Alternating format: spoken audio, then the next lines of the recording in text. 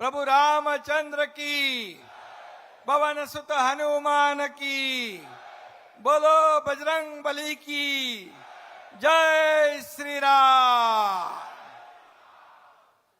हिंदू हृदय सम्राट बाळासाहेब ठाकरे यांना वंदन करतो आणि आपले देशाचे कणखर गृहमंत्री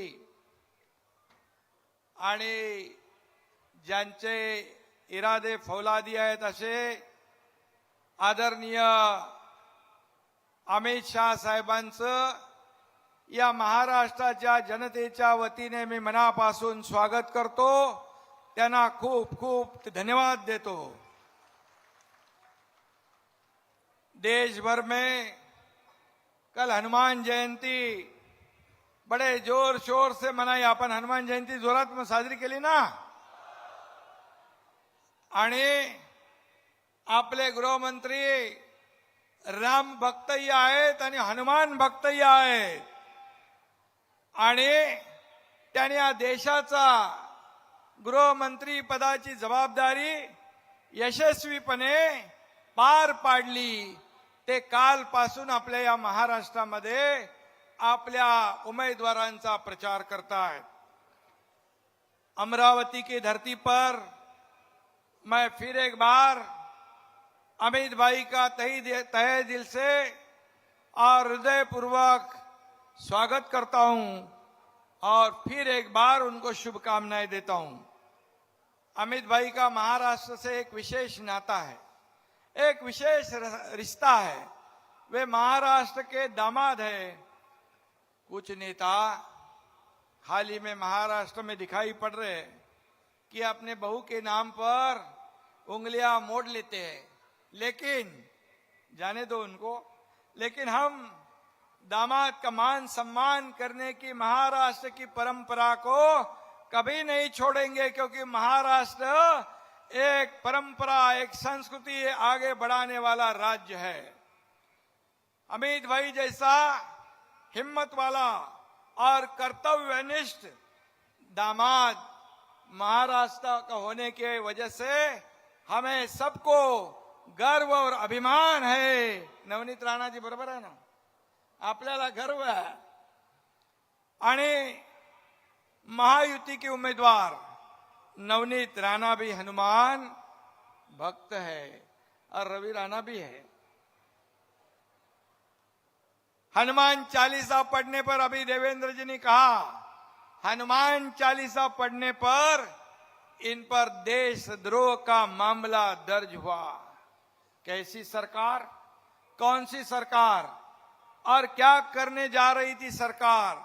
और दोनों पति पत्नी को 14 साल उन्होंने जेल में रखा, लेकिन 14 साल नहीं 14 दिन अरे 14 साल को भी नहीं डरेगी हमारी बहन। 14 दिन जेल में रहने के बाद फिर एक बार उन्होंने जय श्री राम का नारा दिया। ऐसे नवनीत राणा के लिए आप लोग यहां उपस्थित हैं। रावण की तरह अहंकारी सरकार ने एक कार्रवाई की हुई थी। हनुमान ने अहंकारी रावण की लंका जला दी थी और आप लोगों को, अमरावती की जनता, महाविकास आघाड़ी के रावण रूपी लंका को आने वाले 26 तारीख को जलाकर राख कर देगी। और नवनीत राणा रिकॉर्ड मत से चुनकर आएंगे, यह विश्वास मैं यहां पर दिलाने आया हूं। और इसकी मुझे पूरी गारंटी है कि इतनी विशाल सभा में आप यहाँ इकट्ठे हुए भरी धूप में हमारे गृह मंत्री जी को सुनने, उन्हें देखने यहाँ आए हो, और इसलिए 26 तारीख को ये पूरा पुण्य का काम आप जरूर करोगे, ये मुझे पूरा विश्वास है।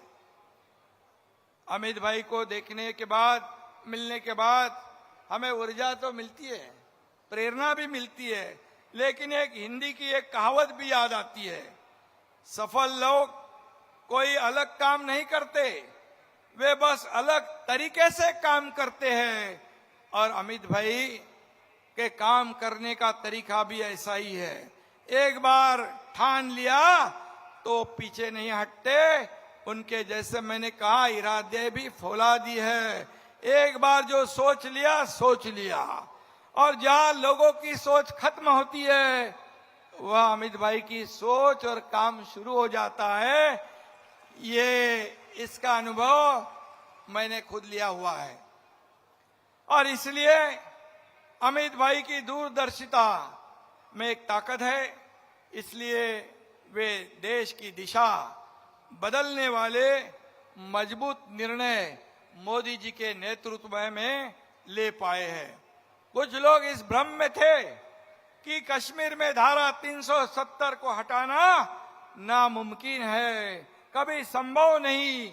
लेकिन प्रधानमंत्री मोदी जी के नेतृत्व में अमित भाई की असीम इच्छा शक्ति के कारण यह संभव हुआ। कुछ लोग कहते थे दंगे होंगे,